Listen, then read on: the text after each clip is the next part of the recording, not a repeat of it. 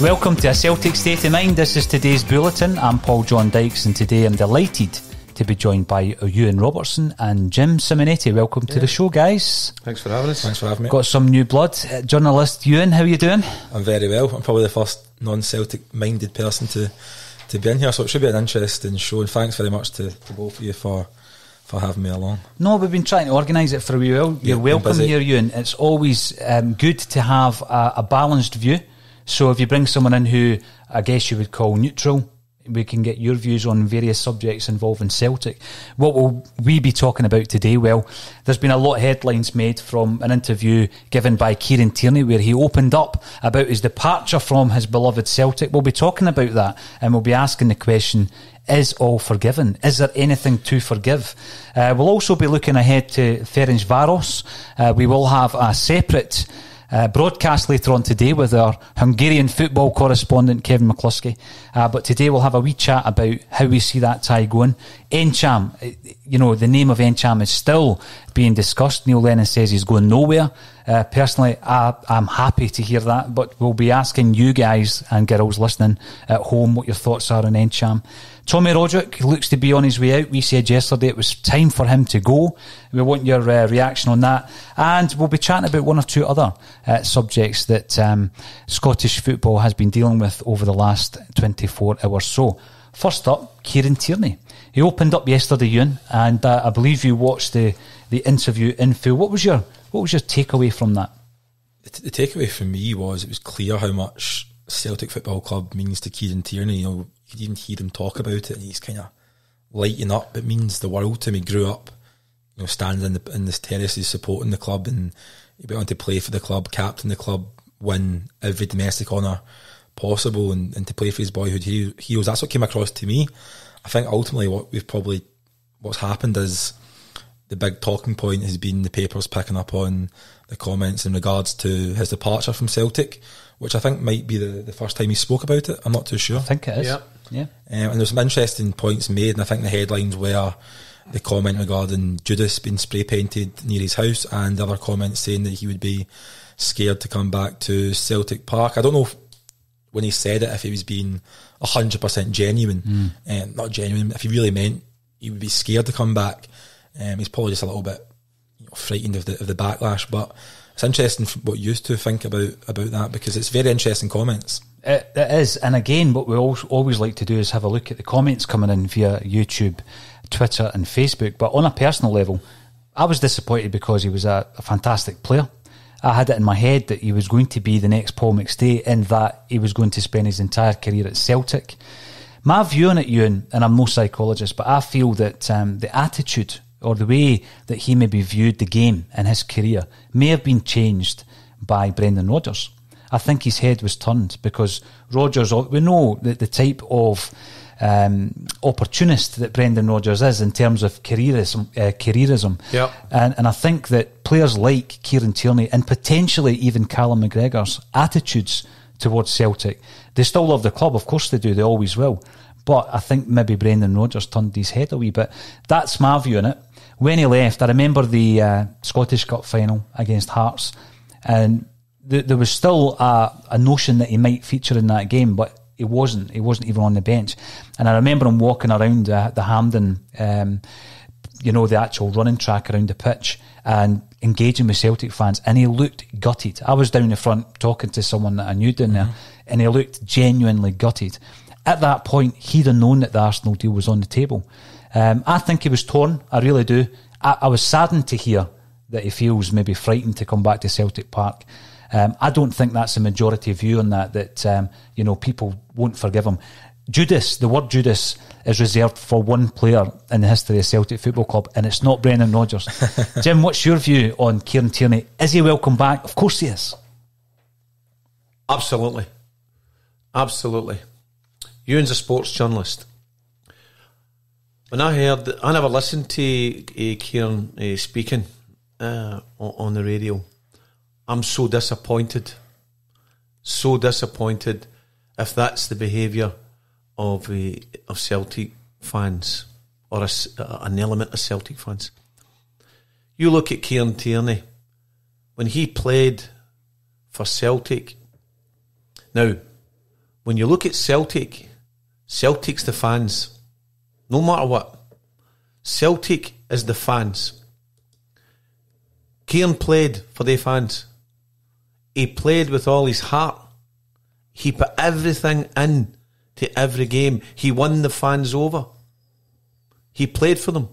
He helped them win trophies. He helped them on the road to 9 consecutive league titles. He's helped put them to the next level of going for 10 league championships.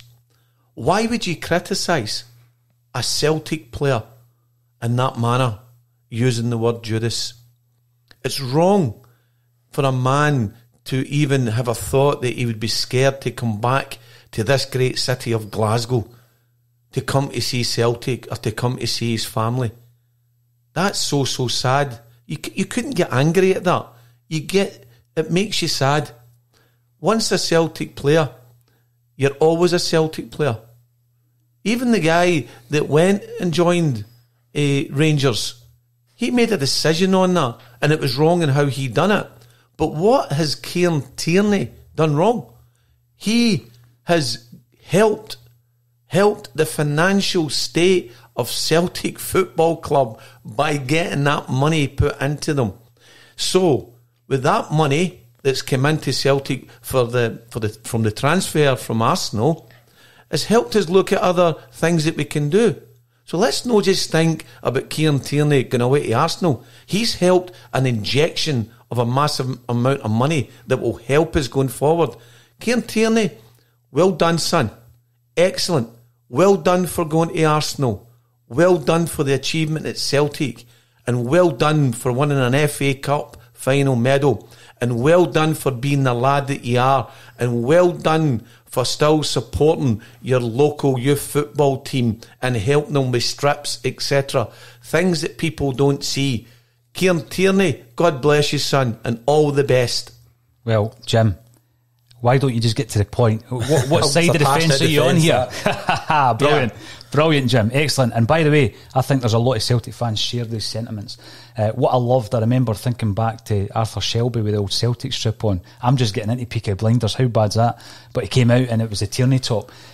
Conor McGregor. It was a Tierney talked about thing, that yesterday. You know? See, the thing with Kieran Tierney is that I'm not a Celtic fan, but looking from the outside there's a great humility about the guy. Yeah. You know, he's very down to earth. He's not one of these players, you know, there's a famous Tesco bag. I don't go down to that. That's a kind of sensationalist headline as well. But I don't think that you'll be able to tell me better than me. A player who's came through Celtic in the last 5, 10, 15 years has had such a strong relationship with the fans. That might be why so many fans were hurt by a decision. And on the Judas point as well, that's one person who's done that. Mm-hmm. It might not even be a Celtic fan. You don't know, And the other thing about him leaving is he broke his leg famously when he was about to make his debut, I think, against Partick Thistle. He spoke about that. So you've got to consider that footballers' careers are short, and they've got to be selfish to an extent. And one day they could get a really bad injury and never play again. And Kieran Tierney is a player who, more than most, know about that because he's had a really bad problem with his pelvis, which is potentially curtails careers. He's going down to Arsenal. He's won all he can win at Celtic. Domestically winning the European Cup at Celtic in this day and age is going to be very, very, very difficult to do. He's going down to London. He's going to bet himself as a person, as a footballer, and he's also the wages that he can make down there compared to up here is hugely different. If you're in your job and you get the offer to go down somewhere and double and treble your wages, not many people will be able to say no to that. This is the thing, we get kind of blinded by the emotion and the passion of supporting your football club, but when it comes down to the reality of it, the pounds and pence, the mortgages, the wives, the kids, these are all considerations for every single player. I think when you look at what he has done since he came back from his injuries as well, Euan, you look at where he might progress also, it may go further than Arsenal. I know a lot of people think that Arsenal, I'm not saying it's a stepping stone, but when, with hindsight, you might look at his next move and see that it actually was, because he could progress even further. Jim, I'm going to ask you this question. Celtic have, prided themselves on bringing in young talent from elsewhere. Yeah. And saying to them, you can use Celtic as a platform. Absolutely, Van Dijk, Wanyama, the list goes on, Dembele, Eduard, perhaps. Do we do the same with Tierney? Is he a shining example of coming to Celtic's academy? Are you saying to kids of 8 and 9, look what happened to Kieran Tierney? This could be your route to the elite leagues as well. Is that something Celtic might use as a selling point to some of the youth players out there? Absolutely. See, before I come on to that, you're a sports journalist, Euan. So we're going in hearsay, and maybe it was Celtic fans. Until we see the person who wrote that on the wall or wherever they wrote it, we're only surmising that it was Celtic fans. We don't know for fact. Sometimes in journalism, they don't actually write fact, which I've found over the period due to some things that Jimmy Johnston, Academy Charitable Trust, is doing. But we'll talk about that later on, Paul. Yes. So it's factual. Who done it? Who was the person that done it? We're saying it might be Celtic supporter, or we've surmised it's a Celtic supporter of a Celtic persuasion. Within that time as well, Kieran Tierney didn't desert us. Kieran Tierney was transferred when he was injured.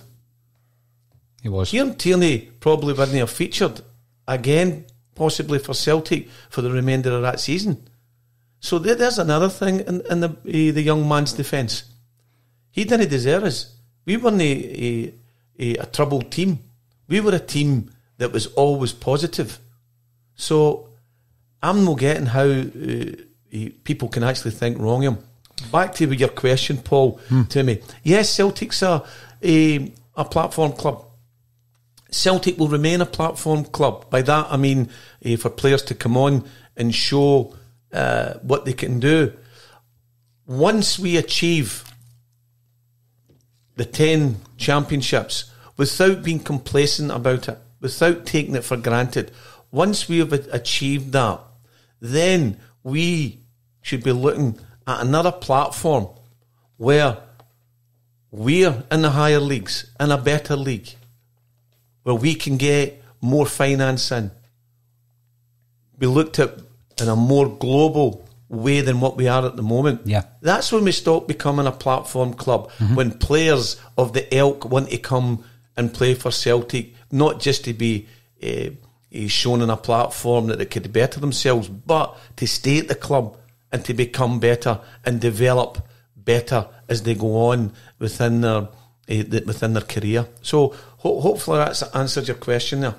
It definitely has. And again, I think the only reason there was a backlash is due to the amount of love that Celtic fans actually have for Kieran Tierney.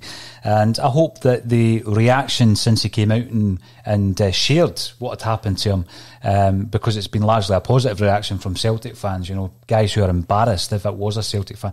Was it misspelt, Judas? Because if so, it might not have been a Celtic fan. I mean, there's a process of elimination here, certainly from a journalistic perspective, Euan. I think you presume it was a Celtic fan, but that's just hearsay. The other thing I'll say is that Kieran Tierney would have had the opportunity to leave Celtic before he did. Absolutely. Clubs, his performances domestically in Europe would have got the attention of clubs with his age and his profile, and like it or not, he can probably recruit players from Scotland for cheaper than he could if he was playing in England. So he would have had the opportunity to leave Celtic before, and he was probably loyal to a point. And you don't blame him for going and bettering himself. I don't think you can, especially when he gave so much to the club over so many years. And I don't know what you think, but I don't see a day that he won't play for Celtic again. You think he'll be back? 100% later on in his career. I'd love to see him back, but one thing I would say to you as well though, Euan, it's interesting you were saying there how the Celtic fans, has there been a player in the last, let's say, generation who Celtic fans have taken to more? Probably not. But then you've got that strange parallel with James Forrest, who's, you look at his appearances, everything he's achieved in the game, just his assists in the last couple of seasons. Yeah, he's the first guy that Celtic fans criticise. I noticed that the other night. I didn't watch the game. I was watching the Champions League. I watched the highlights, but it seemed that he was getting a lot of criticism for his performances. And James Forrest is a player whose numbers have been incredible over the last few years. And I don't know what your opinions of him are as a player, but I think he's been a top player for Celtic. One of the first names on the team sheet for me, because when James Forrest plays a six, there's a perception that he's had a stinker. You know, and sometimes you forget just how effective he is until you look at the figures. And I'm not a big stats man, but, you know, we do have someone who does the stats for the Celtic State of Mind, and his figures are tremendous, and they have been for a couple of years. One of the points that one of the listeners made the other day was that, you know, people keep saying he's not being challenged, but he's had 2 excellent seasons without a real challenge for his position over the last 2 years. And I just think he's just coming back into the fact that he's been out the game like everybody else for a number of months, and it's maybe just taken him a wee while to settle back in. Absolutely, Paul. It's easy to criticise, isn't it? Mm-hmm. Yes, it is. It's so easy to criticise. So, if you look at stats in a game as well, his stats are up there high. But what about his work off the ball? Mm-hmm. Where's his stats off the ball? Where is that when he's taking players at the game? You don't always need to be on the ball to be in the game. You're coming off, you're coming taking players away. So Sir Alex Ferguson had a saying as well, some of the best players are the players that are off the ball, who have got the knowledge to take players away with them. Chris Sutton used to do it magnificently with Henrik Larsson. He would take players away. Great space. Space here, creating space for others to go into a position with the ball. These guys do all these things. At the moment, it would be hard for me to criticise a Celtic player without constructively criticising them. But I don't think this is a season for us to be jumping on just to criticise for the sake of it, because maybe we don't see what we want to see in a game. Let's think out the box and look to see what people were doing off the ball as well. Now, there's loads and loads of comments coming in, so let's have a wee look. Thank you to everyone who is tuning in on YouTube, Facebook and Twitter. If you are watching on YouTube, make sure to subscribe. It's free of charge, and you can be notified of upcoming broadcasts, of which we have been broadcasting on a daily basis, sometimes multi times. Gary Doonan, who is a regular contributor to the Axon Bulletin, good deal at the time for all. Is it because of a young youth player who came through and fan that causes a mixed reaction? Wanyama and Dembele, all the same age as Kieran Tierney when they left and still revered. 5 years in the first team, 15 years, all in at the club. There shouldn't be a forgive him scenario. I'd agree with that. By the way, Gary's thanks for contributing as well, Gary, to the Celtic State of Mind, because again, Paul, this is the people's show that contribute, and they're all part. It's their show. It's not just our show that's on it with you. And Gary's bang on. You've got to look what the guy's done. But maybe because they think, or people out there think, Kieran Tierney, what's the word we all use, knows what it's all about. Mm-hmm. And maybe Dembele, Wanyama, Van Dijk didn't really know what it was all about. But they did. The professional footballers, they went on to become better. Look at Virgil van Dijk. Where was there anything behind him and or anything like this when he left? The answer's no. And look what's happened to him. We should be proud that these players played for Celtic and went on to achieve a greatness. What can he achieve, do you think, Euan?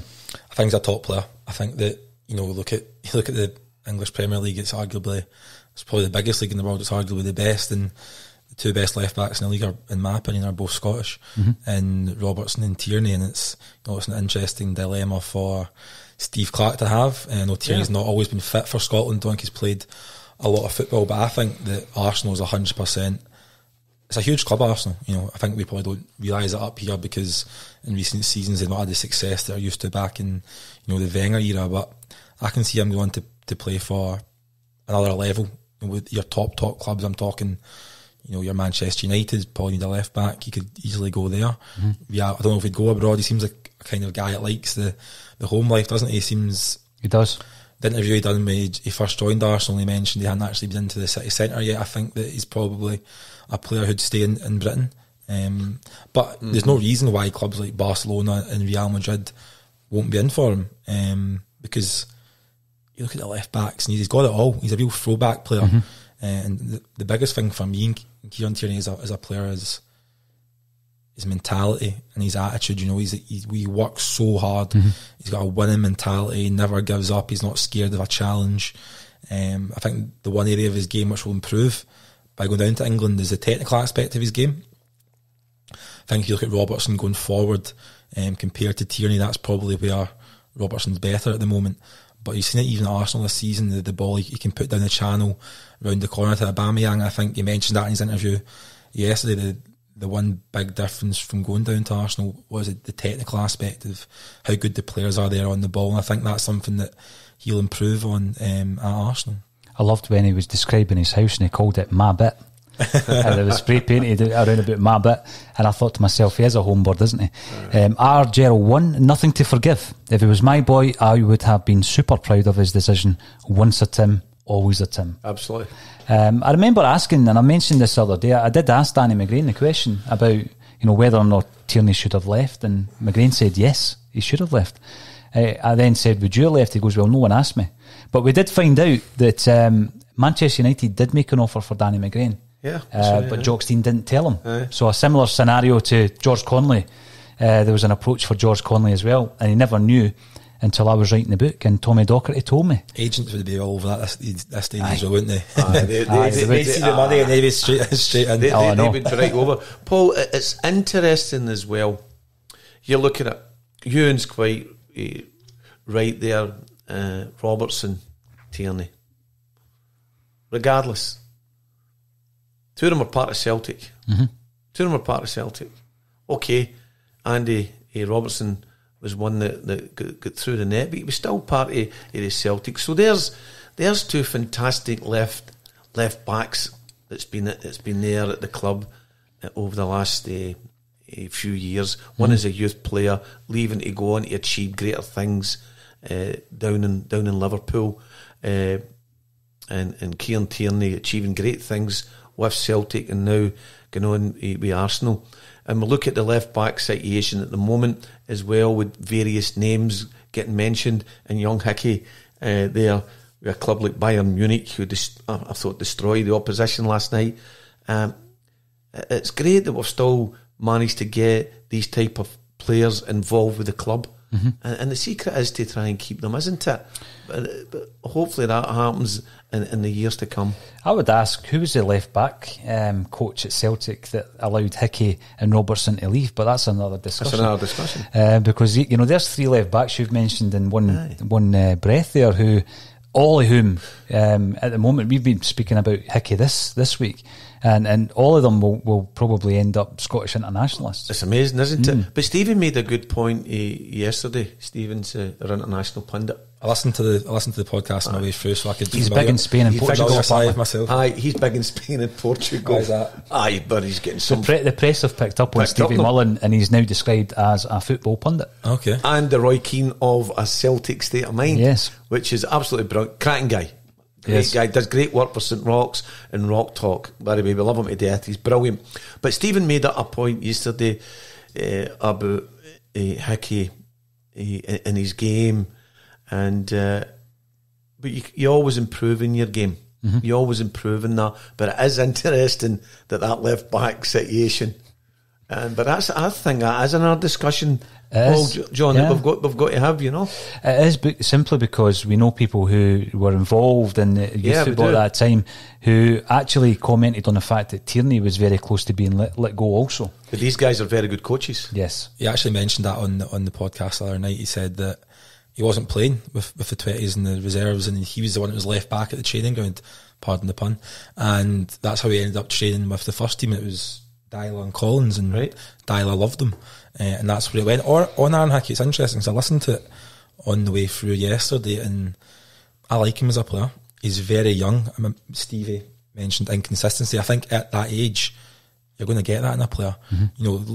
Look at the appearances he's made. I was at the Scottish Cup final. You alluded to Celtic Hearts. I was working at that game, and I thought he was brilliant. Yeah. I thought he was one of the best players in the park for 60 minutes, and then I thought he'd get tired, which that's why down to Levine for not taking him off. But I think he's a player that Celtic should be looking at, because Bayern Munich's the one he's getting heavily linked to. Mm-hmm. If he goes there, he's not going to play for Bayern Munich. He's going to play for the second team. I think it's in the third division, which is no bad thing. I think as a player in that environment, high level of coaching, occasionally training with the first team, you're going to develop as a player. But to me, if Celtic could get him for circa £1 million, I'd be all over that, because I think he's a player that can develop. And to me, the Hickey thing, if you're playing for Hearts at Tynecastle week in and week out, that atmosphere is I think it's the best atmosphere in Scotland, in my opinion. No, it would be interesting, Euan. What would be interesting? What would have been the development stage of Kieran Tierney at 18 years of age and Aaron Hickey at 18 years of age? I don't think Tierney had played for Celtic in the first team by the time that Hickey came from his appearances. So it'd be interesting, but I think that Greg Taylor's playing left back for you at the moment, and he's doing quite well by all accounts. I've not watched every game, but I think Hickey's got that versatility as well, where he could maybe cover the right hand side of defence as well, albeit that's a position that Celtic are very, very strong in this season. When I look at it, and Jim revealed or commented on the fact that Celtic actually have a sell-on clause in the contract to Hickey. So if Hickey was to sign for Celtic for 1.5, it's not really 1.5. So you can match maybe a bid from Bologna, let's say, or Bayern Munich. Yeah. And although we wouldn't normally pay as much in wages, would Celtic be looking at the fact that they saved 25% on the transfer fee and they can build that into the deal? That could be the deal clincher, I think. The fact that someone had the foresight to put in the sell-on clause when they let the guy go. Absolutely. So if we get him into Celtic and we help his development, he becomes a bigger asset, doesn't he? Becomes a bigger asset for us. He definitely does now. The comments are coming in thick and fast. We will work through as many of them as possible. Kevin Graham, who will be back with us next week, states that Kieran Tierney was forgiven as soon as he was pictured in an Arsenal kit. The lad made his decision in circumstances that we could never understand or judge. I love that he has won the FA Cup and is doing well. Well, good on you. And John, forgiven for what though? I know, for going and being ambitious. You can be ambitious at Celtic. It's something I'm going to ask Euan at some point today in relation to 10 in a row, right? Because that's what we're fixated on. That's become an obsession for Celtic fans, and rightly so. And I keep asking, what after that? What next? And I think, Kieran Tierney maybe got the opportunity a wee bit earlier than he would have expected. Yeah. Maybe after 8 in a row, he might have wanted to stay until 10 in a row, who knows. However, he's then looking at the fact that, injuries can curtail your career overnight. So, nothing to forgive whatsoever. John Paul Mason, who again is a good friend of a Celtic State of Mind, is commenting on Facebook. If any fan at Celtic Park has an issue with KT leaving for Arsenal, then he should not bother coming back. I was sad to see him go, but I've been delighted to see him tear it up down there and win the FA Cup. I'm sure he will win a lot more. I think he'll win a lot more elsewhere. You look at the progression, and I'm not comparing Tierney to this player, but of Gareth Bale. Initially, when he went over to Spain and the impact he had, different types of player, but you can make that step up from the English league to that level, can't you? Yeah, I agree with you. I don't think Tierney will be at Arsenal for a long, long time if he chooses to leave, because I think clubs will come in for him if he continues to play at the level that he's played at since lockdown, because I think before lockdown his career at Arsenal had been stagnated by injuries, but when he's fit, he's a top player. How much he's going to win at Arsenal? He's already won the FA Cup, which is a prestigious trophy. Can I see them winning the league in the next 3 to 5 seasons? Probably not. So you're looking at the Europa League and Cup competitions, and I think Tierney is ambitious, and if other clubs come in for him, I can see him moving on quite soon. Mm-hmm. There's loads of other topics to comment on today, Euan, and one of the big ones is the European draw. We came through the challenge of Reykjavik the other night, 6-0. People are criticising us for giving Julian, big licks the following day, saying he had a great game. But, you can only play who you're playing. We've been drawn against the Hungarian champions, Ferencváros, and we will have Kevin McCluskey on later on today to talk a wee bit more and give us an insight into that team, who their men to watch are, etc. Is it a good draw? Is it a tough draw? What do you think, Euan? I think you'd be confident to win that game, won't you? Celtic should be beating Ferencváros, and they'll have some good players. Could be a tricky tie, but Celtic should win that game, no problem in my eyes.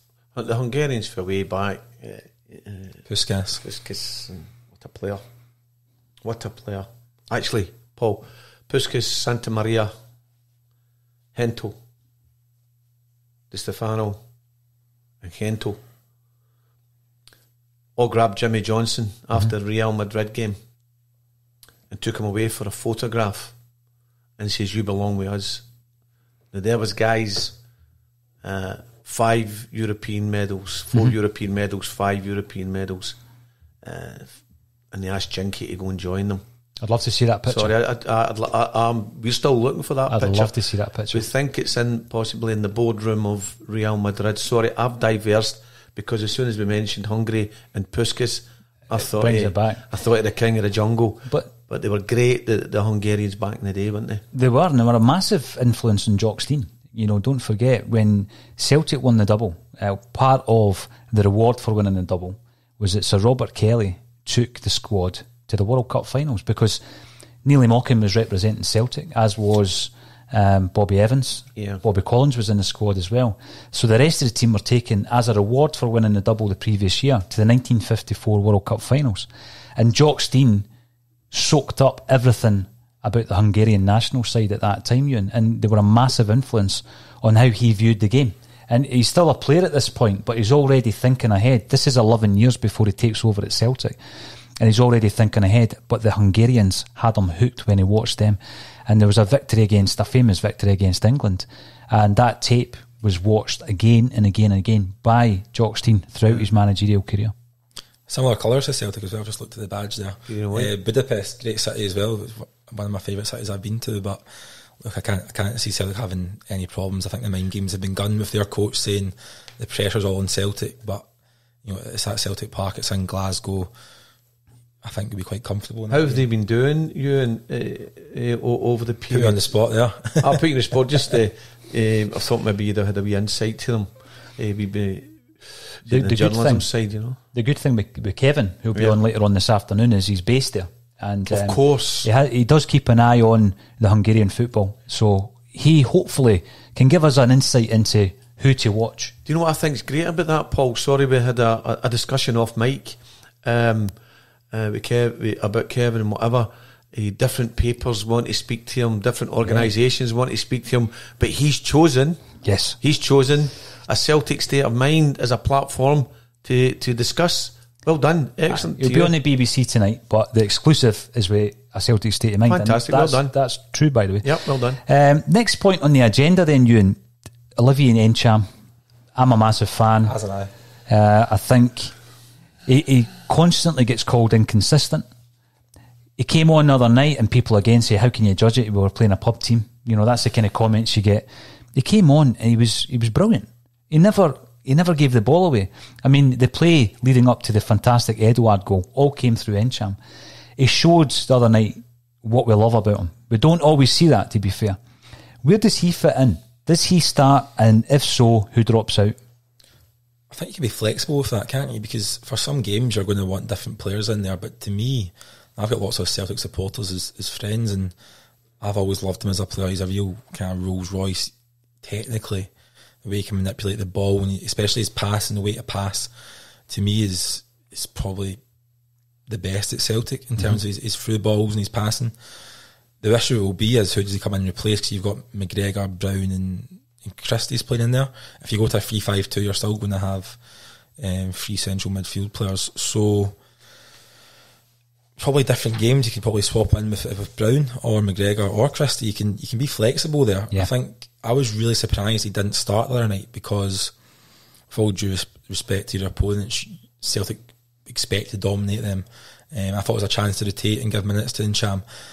Talk about inconsistency. I think he might even be judged on the kind of stereotypical Scottish view of a footballer who should run about like a headless chicken and smash into challenges, but ultimately football's not really like that anymore, especially at European level like he played the other night. And I think that in certain games, the Kilmarnock game where you drop points, I think that if Encham was on the pitch there and you're playing against a low block, he's the sort of player that can play those intricate passes through, which could help out. And do you need Brown and McGregor to play against the so-called lesser teams? Probably not. That's a big decision for Neil Lennon to make, though, because you know, if you're talking about taking Brown out of the side, you're taking your captain, your leader, and someone who really drives the side forward, and his mentality is up there, and that being a major reason behind Celtic's success. You look at managers like Dahlia, Lennon, Rodgers, you could argue the most important figure at the club during this whole period for Celtic has probably been Brown. Oh, without a doubt, particularly when Rodgers left. I've said that, the way that he rallied the team and the way that he dragged us over that line. For me, Brown and Lennon were the two main parts of that.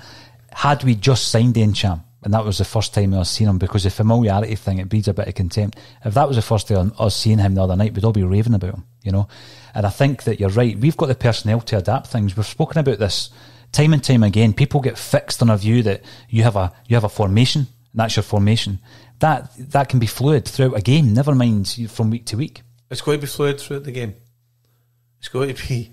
But Stephen made a valid point yesterday. Why Brown? It could be Forrest. It could be Christie.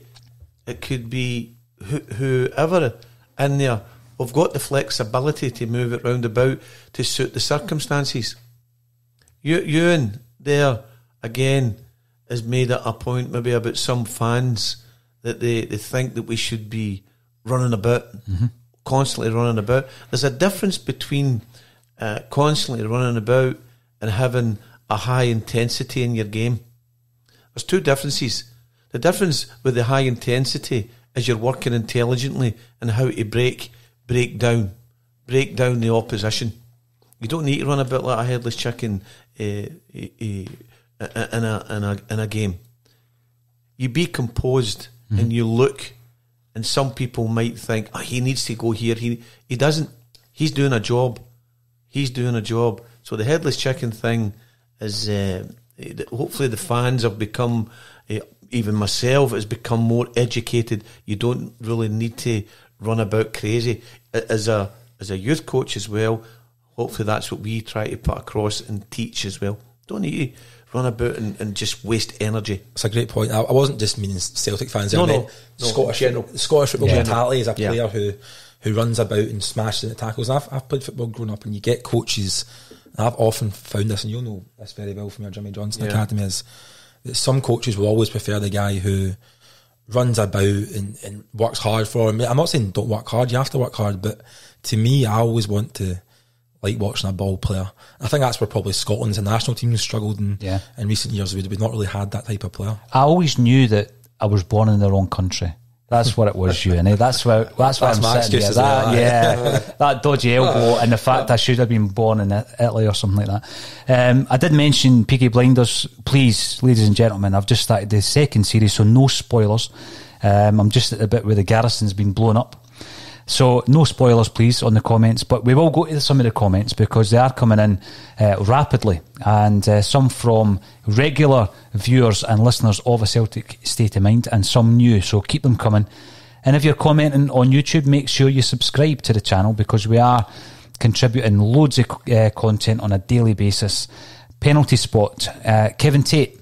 What, Kevin? Tierney never left Celtic. We sold Tierney. Yeah. It's a good point as well. I mean, dare I say, Charlie Nicholas, who a lot of people are not a big fan of in terms of his punditry, he was a golden boy in 1983. Liverpool wanted him, famously chose Arsenal. But having spoken to Charlie Nicholas, he didn't want to leave Celtic. That was something that was engineered by the board, who looked at that transfer fee as £750,000, and he was leaving Celtic, and that was the bottom line. Some Celtic fans may find that difficult to accept, but that was a situation then. And I think when Celtic are being offered for Kieran Tierney maybe 25 million, or dare I say it, 40 million for Eduard, the situation is out of the player's hands a lot of the time. What do you think? Do you think that would be the case with Tierney? Aye, of course. It goes out their hands and their hearts. His heart will be going, I don't really know if I want to do this. He'd have been in turmoil, Kieran Tierney. But I would like to say to Kieran, if he ever tunes into this, is regardless, he is part of once we get to that 10 league championships, he's part of it. He is part of it. And he's part of it because he's helped with finance to bring in other players. But that lad's heart would have been running about crazy, and that would have been one of the hardest decisions that he's ever had to make. But here's the thing as well, Euan, Paul. Euan is quite rightly stated, he doesn't think that Arsenal is the end team for Kieran Tierney. Yeah, I agree. But Kieran Tierney's decision to move on will be easier to move from Arsenal to whoever he moves to than from Celtic to Arsenal. Yes, that's the hardest decision in football that young man is probably or will ever make. First cut is the deepest. First cut is the deepest. Our pal Rod. Now, there's another music reference.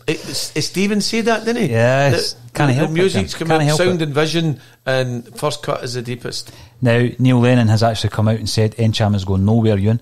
But one player who looks to be on his way out is Tommy Rodgick. We've been speaking about him all week. We said yesterday the time was right for Tom to leave. Now, that's not a popular view among Celtic fans. Right. You just had to look on social media yesterday. People are upset. They're unhappy. My counter to that would be that what has Tom Rodgick done since Neil Lennon took over, right, that would make you want to keep him? Now, I love what he's done previously, all the great goals that he's scored. I mean, I'm thinking about Rangers, I'm thinking Aberdeen, Kilmarnock. I know his importance in the history of Celtic Football Club and also in the 9 in a row era. But I think it is time to go, and I think with, the £4 million that's been quoted, you could invest that, you could reinvest it in a deal for the likes of Shane Duffy and David Turnbull. There are going to be Celtic fans out there who are saying, well, why sell to buy the two guys? Just bring them in, we've got the money. Yeah. I think it would be a cute move, business-wise, to move Tom Rodgick on. He's not playing. What's your view on that? I was looking at his stats here. I think it was 16 games last season, 17 the season before. He's become a bit part player down to injury under Rodgers. He was really important, I think, to Celtic, and he's provided some brilliant memories for you and your fans, especially the one at Aberdeen. I think is probably up there. There's a couple of brilliant solo goals he's scored against Rangers as well. To me, if Celtic can get £4 million for Tom Rodgick, they should run to the bank, because that is unbelievable value from Qatar. Maybe that's why the fee is so high, because he's not played over the last few years, and there's injury concerns over him, I'd say. And I think you got to touch on the Kieran Tierney point again. Football clubs are businesses at the end of the day, and it's probably more difficult for fans to see it that way, because to them it's everything, but to people from the outside it's a business. So if you can sell Rodgers for £4 million and you can recruit Duffy and Turnbull for £4 million, say spend, I don't know what the fee is for Duffy, it's rumoured it's £2 million. A couple of million, apparently, yeah. Turnbull, we can probably pick him up for similar to that as well. So if you can sell him and bring in two players that are going to improve your squad and your starting lineup, because does Turnbull start for Celtic at the moment? Probably not. I think it's brilliant business from the football club. And again, Jim, a player of Tom Rodgick's age, his aspirations on an international level, he needs to be playing more. It's a bit like Encham. He needs to be playing more than 16 or 17 games a season.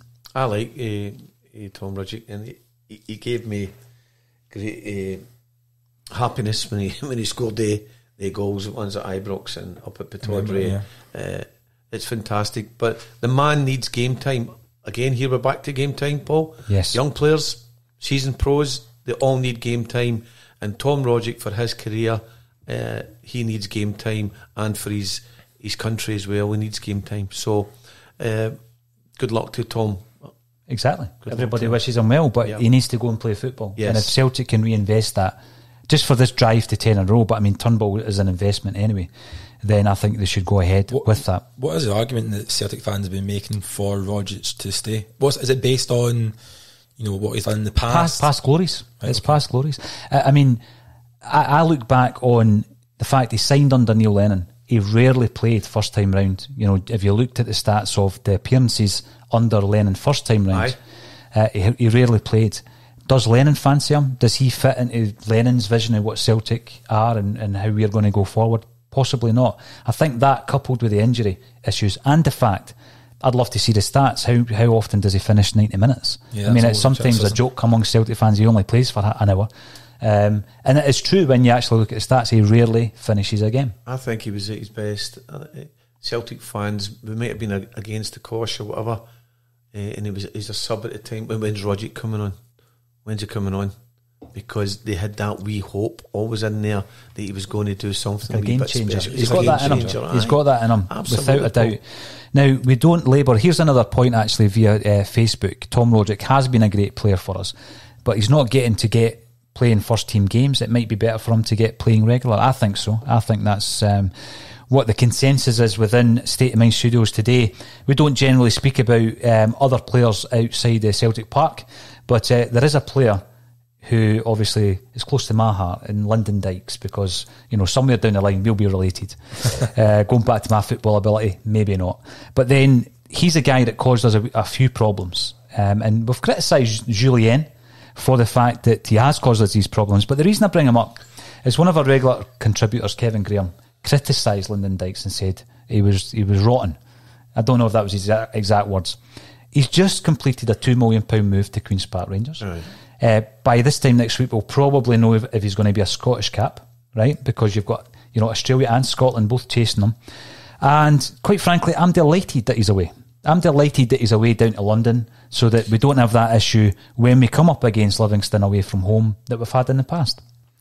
Yeah, I think it's brilliant for Scottish football that a team like Livingston can get £2 million for a player. That it breaks our record transfer fee considerably, and you know, the more money that's invested in Scottish football, be it transfers, sponsorship, is brilliant for the game. And you know, the fact they've been able to get him from Queen of the South, who also get a 6-figure sum, which is probably well needed for them. I think they've only got 3 players on the books at the moment, but you know, at Queen's, I think he scored 23 goals and 34 assists. It's not in 126 games. It's not a great record. You know, he's not an out-and-out goal scorer, but what he does is he works incredibly hard for the team. He's a physical presence. He can ruffle centre defenders like he's done famously with Julian. He's also quite good in the press. He presses really well. I think we should just look at it as a, you know, I'm not a Celtic fan again, but from a fan of Scottish football, it's great that these clubs can be getting that amount of money in, and it's important now that they go and replace him, which is going to be the difficult part of Livingston. I think he's a good player, and I think that he'll be I think he'll pick Scotland. Do you think he'll cut it, QPR? It's interesting you mention it, because I look at his game and I say it's suited to the football in England's Championship, which is very physical. It can be, you know, quite long at times, and it can be quite hectic. My one concern is who's QPR's manager is Mark Warburton, and famously, from his time at Rangers and his time at other clubs, Warburton tends to play one kind of way. It's very intricate passing and moving the ball, short, sharp passing. And to me, does that suit Dykes' game? It'll be interesting to see. Everybody's entitled to their opinion. Yes. I don't believe there's such a thing as a rotten professional football. I'd agree with that. There isn't. I would agree with that, Jim. No professional football player is rotten. Professional football players find their level, whether it be in the low tiers of Scottish football or the high tiers of world football. Everybody's got their level, but there's no such thing as somebody being wrong. I don't mean that against a Kevin or whatever. I don't mean to be Kevin's responding as you speak here, Jim. Is so, he? Yeah. Right. So I can't see what he's responded, but Dykes is a good player. They're all good players. They're all good players. Yeah. But other players are at a different level. Yeah. From him. I always remember it, Jim. I used to go and watch a friend of mine who played for Dunfermline Reserves, and when we were going home, I would criticise various players in the team and think, how does he? And what he explained is exactly what you've just said there. These people are the best in their region. These are the guys that if you were playing in their team, maybe as a schoolboy, they would be head and shoulders above you. Yeah. It just sometimes either it doesn't work out for them at a certain club, or they might not look great to the typical fan, but they're doing a job. They're doing a job. Kevin responds, this is the great thing about the live broadcast, Euan. The only reason that QPR have paid silly money is the warped judgment of Mark Warburton. I mentioned him. I mentioned Warburton. To me, it's a great price for Livingston, and it shows you that. I listened to a podcast the other day, and it's talked about in Scottish football, players outside, you know, the big two tend to be on 1-2 year contracts, which means that, you know, quite often their contracts run down and they move for nothing. Yeah. So the biggest thing for me is Livingston getting £2 million is incredible. You know, it doesn't matter what I think about if he's worth $2 million. It's doesn't matter to me, it's not in my pocket. But they've done well to hold off, because they could have easily jumped at it when £1 million came up. They didn't. They backed themselves, and I just think it's really good for Scottish football when you see players go for big money per se, relatively, and hopefully Livingston can use that and invest it in the right way. I think it's great for Livingston. What age is he? I think he's 26. 26. So he's got a good few years to prove himself down there.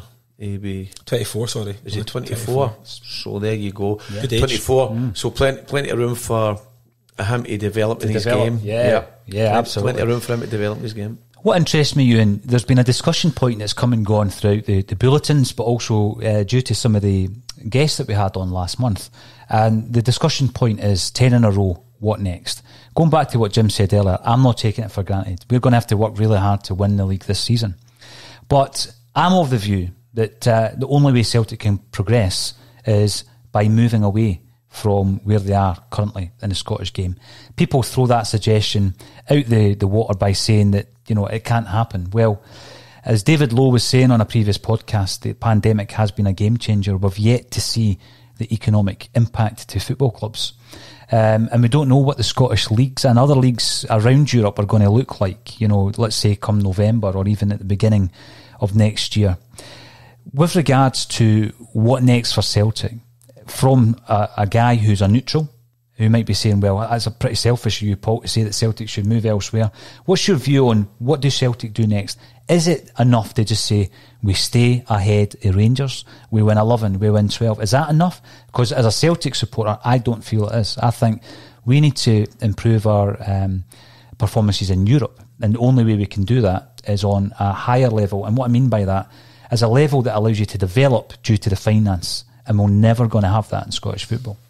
We've seen the famous kind of quotes coming down from England all the time about the quality of our league up here, but Rangers and Celtic, with the revenue that the English clubs would receive from broadcasting in particular, would be a serious problem to the bigger clubs if they're in the English leagues now.